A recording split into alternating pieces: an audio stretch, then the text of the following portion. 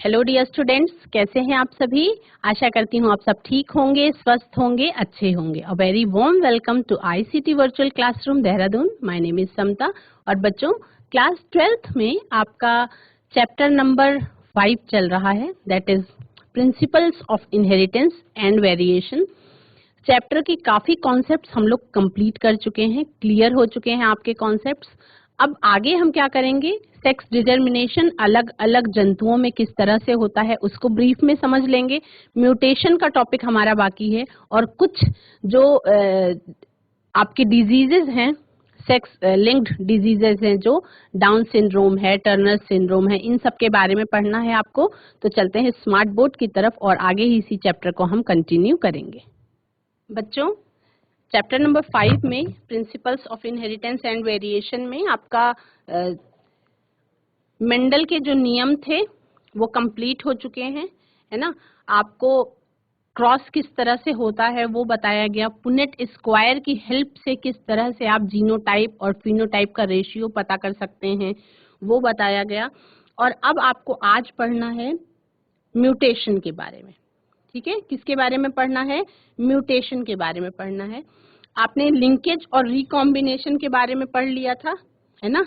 Linkage और recombination के बारे में, सहलग्नता और पुनर्संयोजन के बारे में आपने पढ़ लिया था कि मॉर्गन और उनके सहयोगियों ने जीन्स और क्रोमोसोम, मतलब मॉर्गन और उनके सहयोगियों ने ये पता लगा लिया था कि जो जीन्स हैं वो क्रोमोसोम्स पर ही स्थित होते हैं, है ना। और इन्होंने ड्रोसोफिला पर डाइहाइब्रिड क्रॉस के द्वारा ये भी पता किया था कि किस तरह से फिर उन्होंने इसके बाद गुणसूत्रवाद, क्रोमोसोमल थ्योरी ऑफ इनहेरिटेंस दी थी। Alteration of DNA sequence resulting in change in genotype and phenotype of organisms। उसके जीनोटाइप में भी परिवर्तन हो जाएगा और जो दिखने में लक्षण है फिनोटाइप में भी परिवर्तन हो जाएगा। तो वो क्या कहलाएगा, आपका उत्परिवर्तन कहलाएगा, है ना। तो इसको हम इस तरह से जान लेंगे कि alteration of DNA sequence resulting in change in genotype and phenotype of organisms is called mutation. यानी कि किसी भी डीएनए के सीक्वेंस में कोई चेंज होता है, जिससे जीनोटाइप और फिनोटाइप किसी ऑर्गेनिज्म का चेंज हो जाए, परिवर्तित हो जाए, तो ऐसी प्रक्रिया को क्या कहते हैं, उत्परिवर्तन कहते हैं। या ये कह सकते हैं कि अचानक जो अनुवांशिक पदार्थ है, जेनेटिक मटेरियल है या डीएनए है उसका, उसमें होने वाला जो परिवर्तन है उससे जीव का जीनोटाइप यानी कि जो इंटरनल कॉम्बिनेशन ऑफ क्रोमोसोम्स है वो जीनोटाइप, या फिनोटाइप जो दिखाई पड़ रहा है, उन दोनों में या किसी एक में यदि परिवर्तन हो जाए जो स्थायी हो और अनुवांशिक हो, तो इसे उत्परिवर्तन या म्यूटेशन कहते हैं। ठीक है, तो म्यूटेशन का क्या कारण हो सकता है, म्यूटेशन के कुछ कारण हो सकते हैं। म्यूटेशन का कारण रासायनिक भी हो सकता है, यानी कि केमिकल रीजन भी हो सकता है, और फिजिकल रीजन के कारण भी म्यूटेशन हो सकता है। ठीक है, तो जिस कारण से म्यूटेशन होता है उस कारण को हम म्यूटाजेंस कहते हैं। DNA helix runs in a chromatid. आप सबको पता है कि डीएनए हेलिक्स जो है वो एक क्रोमैटिड के अंदर पाई जाती है। हेंस एनी चेंज या इंसर्शन और deletion in the DNA sequence affects the chromosome. यानी कि किसी भी प्रकार का कुछ डिलीट हो जाए या कुछ इंसर्ट हो जाए, कुछ ऐड हो जाए, तो डीएनए सीक्वेंस जो है वो अगर थोड़ा सा भी इधर उधर होता है तो क्रोमोसोम्स में चेंज आ जाता है।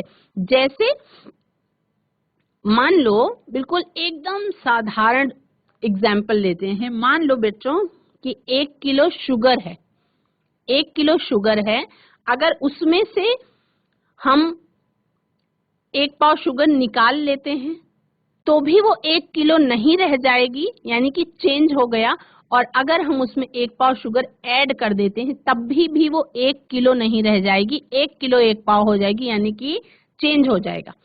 1 किलो परफेक्ट 1 किलो नहीं रह जाएगा, या तो वो कम हो जाएगा या तो वो ज्यादा हो जाएगा। तो क्या हुआ, भार में परिवर्तन हो गया, चेंज हो गया। उसी तरह से अगर क्रोमैटिड में किसी प्रकार का चेंज हो जाए, इंसर्शन हो जाए या डिलीशन हो जाए डीएनए सीक्वेंस में, तो वो क्रोमोसोम्स को अफेक्ट कर देता है। ठीक है, आपने पॉइंट म्यूटेशन के बारे में जाना। पॉइंट म्यूटेशन क्या होता है? Point mutation arising due to change in single base pair of DNA as in sickle cell anaemia.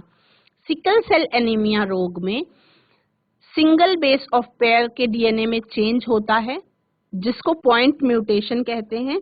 ठीक है, तो मैंने आपको सिकल सेल एनीमिया में किस तरह से single base of pair DNA change होता है उसके बारे में समझाया था पिछले सेशन में, कि डीएनए का अगर हट जाना क्या कहलाता है? डीएनए का हट जाना। डीएनए के अगर सिंगल बेस पेयर या एकल क्षार युग्म में परिवर्तन भी हो जाए तो उसे उत्परिवर्तन कहते हैं, और इस प्रकार का उत्परिवर्तन, इस प्रकार का म्यूटेशन जो है वो पॉइंट म्यूटेशन कहलाता है। ठीक है, इसका एग्जाम्पल क्या है? Single cell anaemia. उसके बाद और एक प्रकार का म्यूटेशन होता है, वो है आपका फ्रेम शिफ्ट म्यूटेशन। कैसा है? Frame shift mutation. तो फ्रेम शिफ्ट म्यूटेशन किसे कहते हैं? Mutations arising due to deletion और इंसर्शन इन डीएनए सीक्वेंस। जो पॉइंट म्यूटेशन था उसमें एक सिंगल बेस पेयर, एक एकल क्षार जोड़ा जो है, एकल क्षार युग्म जो है, उसमें अगर परिवर्तन हो जाए तो उसे पॉइंट म्यूटेशन कहते हैं। एकल क्षार युग्म सिंगल बेस पेयर में अगर चेंज हो जाए तो वो पॉइंट म्यूटेशन कहलाता है। और अगर डीएनए के बेस पेयर के डिलीशन होने से या इंसर्शन होने से, या इसको कह सकते हैं या डुप्लीकेशन होने से या एडिशन होने से जो म्यूटेशन, जो उत्परिवर्तन होता है, उसे फ्रेम शिफ्ट म्यूटेशन कहते हैं। ठीक है, तो क्लियर हो गया। पॉइंट म्यूटेशन का मतलब है कि एक ही पॉइंट पे सिंगल बेस पेयर अगर चेंज हो, ठीक है, तब उसको पॉइंट म्यूटेशन कहेंगे। और फ्रेम शिफ्ट म्यूटेशन में यदि बेस पेयर में कहीं डिलीट हो जाए या कहीं इंसर्ट हो जाए या तो वो रिप्लिकेट हो जाए या वो एडिशन हो जाए या डुप्लीकेशन हो जाए, तो उसको क्या कहेंगे? फ्रेम शिफ्ट म्यूटेशन कहेंगे। अब म्यूटाजेंस क्या होते हैं? म्यूटाजेंस वो रीजन है जिसके कारण म्यूटेशन होता है। म्यूटाजेंस क्या है? म्यूटाजेंस आर केमिकल और physical agents that lead to mutations. Mutagens क्या होते हैं? केमिकल और physical agents that lead to mutations, यानी कि उत्परिवर्तन का कारण। आप उसको एकदम साधारण भाषा में समझिए तो उत्परिवर्तन का कारण जो है वो म्यूटाजेंस कहलाते हैं। उत्परिवर्तजन कहलाते हैं, म्यूटाजेंस कहलाते हैं। जैसे यूवी रेडिएशन भी म्यूटेशन का कारण होता है। तो यूवी रेडिएशन जो है वो म्यूटाजेन का ही एक एग्जाम्पल है। ठीक है, अब म्यूटेशन से क्या क्या प्रॉब्लम्स, क्या क्या प्रभाव है म्यूटेशंस के, जेनेटिक कोड पे उसका क्या प्रभाव है, ये आपको समझना है। देखिए, म्यूटेशन से क्या होता है? जेनेटिक डिसऑर्डर्स हो सकते हैं, या उस पर जो जेनेटिक फेज है, उसका जेनेटिक रूप है, उसका जो उस पर जेनेटिक कोड है, उस पर उसका म्यूटेशन का इफेक्ट होता है, म्यूटेशन का प्रभाव होता है। तो effect of mutations on genetic code, effect of mutations on genetic code, effect of mutations on genetic code क्या है? Mutations include insertions, deletions and rearrangements. ठीक है, या तो म्यूटेशन में क्या क्या होता है? या तो इंसर्शन होगा, या डिलीशन हो जाएगा, या रीअरेंजमेंट, यानी कि 10th नंबर पेयर पे जो है वो 2 पे पहुंच जाएगा, 2 वाला 10th पे आ जाएगा, या तो आगे पीछे हो जाएंगे, या कुछ कट जाएगा, या कुछ जुड़ जाएगा। ठीक है, तो इस कारण से हो जाएगा म्यूटेशन। म्यूटेशन रिजल्ट्स, म्यूटेशन से क्या प्रभाव होता है? Mutation results in changed phenotype, या तो फिनोटाइप चेंज हो जाएगा, एंड डिजीजेस, या तो कुछ डिजीज हो जाएगी, such as sickle cell anaemia, जिसके बारे में विस्तार से पिछले सेशन में बताया गया था। Change glu val in gene coding for beta globin change of haemoglobin, है ना, जिसमें क्या होता है? सिकल सेल एनीमिया में क्या होता है कि रेड ब्लड सेल्स में चेंज आ जाता है, तो जीन कोडिंग किस तरह से चेंज हो जाती है, वहां पे beta globin chain of haemoglobin में चेंज हो जाता है। तो इस तरीके का म्यूटेशन जो है आपका पॉइंट म्यूटेशन कहलाता है। इस तरीके का म्यूटेशन क्या कहलाता है बच्चों, पॉइंट म्यूटेशन कहलाता है, जहां पर जो आपका डीएनए का सिंगल बेस पेयर है उसमें जो परिवर्तन होता है वो भी म्यूटेशन को जन्म दे देता है। तो इस तरीके का म्यूटेशन पॉइंट म्यूटेशन कहलाता है। और इसका सबसे क्लासिकल एग्जाम्पल जो है वो सिकल सेल एनीमिया है। इसका सबसे क्लासिकल एग्जाम्पल कौन सा है, सिकल सेल एनीमिया इसका सबसे क्लासिकल एग्जाम्पल है। दूसरा, इंसर्शन और deletion of a single base pair disturbs the entire reading frame in messenger RNA. अगर किसी तरीके का इंसर्शन हो जाए या डिलीशन हो जाए सिंगल बेस पेयर में, तो पूरे एंटायर मैसेंजर आरएनए की रीडिंग फ्रेम को जो है वो चेंज कर देता है। तो इस तरीके का म्यूटेशन क्या कहलाता है, फ्रेम शिफ्ट म्यूटेशन कहलाता है। ठीक है, frame shift mutations hold the proof of the fact that codon is triplet, because if we insert 3 or multiple of 3 bases followed by the deletion of same number of bases, then the reading frame will remain unaltered। देखो, या तो 3 delete होने के बाद 3 insert हो जाएं, ठीक है, तब वो अनअल्टर्ड रहेगा। लेकिन अगर 3 डिलीट नहीं होते हैं और कुछ इंसर्ट होता है तो चेंज हो जाएगा। ठीक है, तो फ्रेम शिफ्ट म्यूटेशंस कैसा है, डीएनए के बेस पेयर के डिलीट करने पर या इंसर्ट करने पर अगर फ्रेम शिफ्ट म्यूटेशंस इससे पैदा हो जाते हैं। ठीक है, और म्यूटेशंस को इंड्यूस करने वाले फैक्टर्स या कह सकते हैं कि उत्परिवर्तन के जो कारक होते हैं उनको आप म्यूटाजेंस कहते हैं। उनको क्या कहते हैं, म्यूटाजेन कहते हैं। तो जैसे म्यूटेजन उत्परिवर्तन के म्यूटेशन के बहुत सारे कारण हो सकते हैं, जैसे कुछ केमिकल चेंजेस हैं, फिजिकल फैक्टर्स हैं, ये म्यूटेशन को इंड्यूस कर देते हैं। आपका यूवी रेडिएशन है, ऑर्गेनिज्म में म्यूटेशन को ये भी इंड्यूस करता है। ठीक है, तो म्यूटेशन के बारे में आपने जाना। ठीक है, अब बच्चों आपको पढ़ना है पेडिग्री एनालिसिस के बारे में। तो इसको जानने से पहले हम सेक्स डिटर्मिनेशन के बारे में ब्रीफ से पढ़ेंगे कि सेक्स डिटर्मिनेशन अलग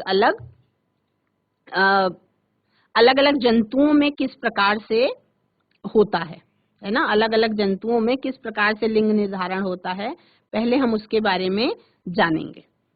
हम जानेंगे बच्चों सेक्स डिटर्मिनेशन के बारे में। डिटर्मिनेशन, ठीक है, पहले हम सबसे पहले जानेंगे किसमें, जो फर्टिलाइजेशन के बाद सेक्स डिटर्मिनेशन के बारे में जानेंगे कि फर्टिलाइजेशन के बाद जो जाइगोट होता है, जाइगोट में क्या होता है, क्लीवेज होता है, विभाजन होता है, और उसके बाद संतान जो है किस तरह से फीमेल में या मेल में कन्वर्ट हो जाती है, वो प्रोसेस किस तरह से पूरी होती है। तो इसी स्टडी को सेक्स डिटर्मिनेशन कहते हैं कि किस तरह से जाइगोट मेल या फीमेल में कन्वर्ट हो जाता है या नर या मादा संतति में परिवर्तित होते हैं। तो इस प्रोसेस को क्या कहते हैं, सेक्स डिटर्मिनेशन कहते हैं। तो ये कह सकते हैं आप, ये कह सकते हैं कि किस प्रकार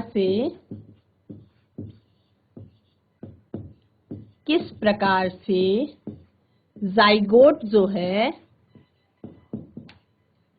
वो नर या मादा, मेल या फीमेल संतति में परिवर्तित होता है, संतति में परिवर्तित होता है। इस स्टडी को ही क्या कहते हैं, सेक्स डिटर्मिनेशन कहते हैं, होता है। इसी को क्या कहते हैं, इसी को सेक्स डिटर्मिनेशन कहते हैं।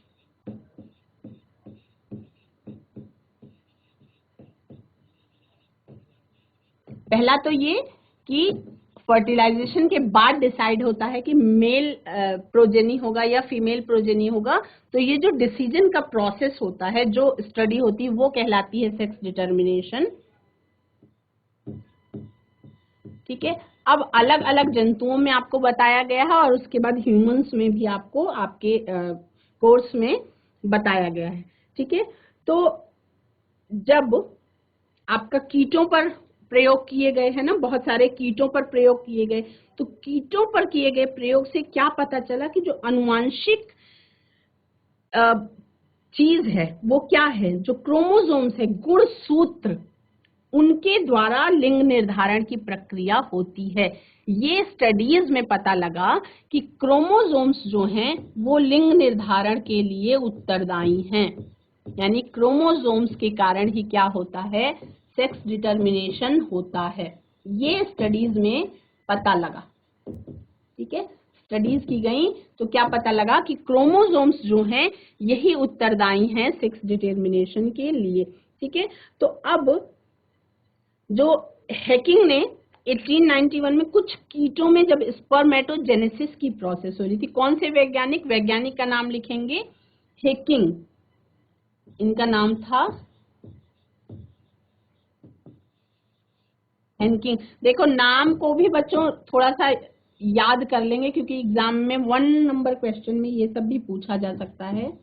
1891 में इन्होंने कुछ कीटों में जब स्पर्मेटोजेनेसिस की प्रोसेस हो रही थी तो उस समय पे न्यूक्लियर स्ट्रक्चर का पता लगाया। ठीक है, जो कुछ स्पेशल था, है ना, इन्होंने न्यूक्लियर स्ट्रक्चर का या केंद्रकीय संरचना का पता लगाया, केंद्रकीय संरचना का पता लगाया, जो कैसा था, स्पेसिफिक था, यानी कि कुछ स्पेशल था, है ना, कैसा स्पेशल था, कैसा था ये, स्पेशल था। ठीक है, तो इन्होंने क्या देखा कि जो इन्होंने क्या पाया, इनकी स्टडी हुई तो इन्होंने ये पाया कि जो 50% स्पर्म्स थे, शुक्राणुओं में ये संरचना होती है, लेकिन यही स्पेसिफिक संरचना 50% स्पर्म्स में नहीं होती है ना। तो इस जो 50% संरचना होती है, इसी को हेनकिन ने क्या बोला, एक्स बॉडी कहा। जो स्पेसिफिक था इसको क्या बोला, इसी को इन्होंने एक्स बॉडी कहा। क्या कहा, एक्स बॉडी। इन्होंने जो नाम दिया उस स्पेसिफिक संरचना को, उसको इन्होंने एक्स बॉडी कहा। तो ये क्या था, एक्स बॉडी, ये वास्तव में गुणसूत्र था, है ना, ये वास्तव में क्या था, बाद में पता लगा कि ये जो था वो एक्स क्रोमोसोम था। बाद में ये पता लगा कि ये एक्स क्रोमोसोम था। इसका मतलब सेक्स डिटर्मिनेशन का जो कारण था वो एक्स क्रोमोसोम था। इसका मतलब ये हुआ कि सेक्स डिटर्मिनेशन का जो रीजन था वो एक्स क्रोमोसोम था। ठीक है, तो इस तरह से जो सेक्स डिटर्मिनेशन होता है उसके बारे में आप जानेंगे कि सेक्स डिटर्मिनेशन में 2 तरीके की सेक्स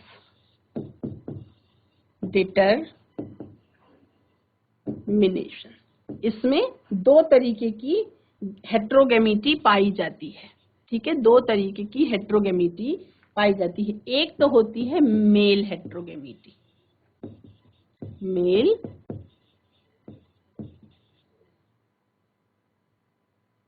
हेट्रोगेमिटी,